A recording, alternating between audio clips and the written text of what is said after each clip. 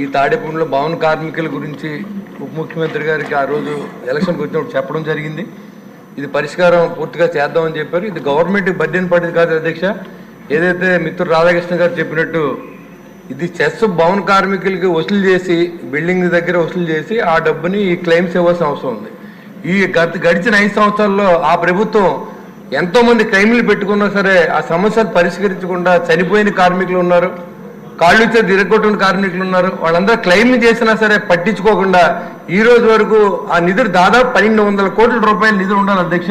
ఆ నిధుల నుంచి వాళ్ళ డబ్బులు వాళ్ళకి ఇవ్వడానికి కూడా ఇలా మనస్కరించక ఆ డబ్బును కూడా డైవర్షన్ చేసి బటన్ నొక్కారేమో అనే అనుమానంతో ఆ డబ్బు ఎక్కడుంది, ఆ డబ్బు వాళ్ళకి ఇస్తారా లేదా, అసలు ఇవ్వడం అనేది జరుగుతుందా లేదనేది కూడా మంత్రి గారు, గౌరవ మంత్రి గారిని నేను అడుగుతున్నాను అధ్యక్ష.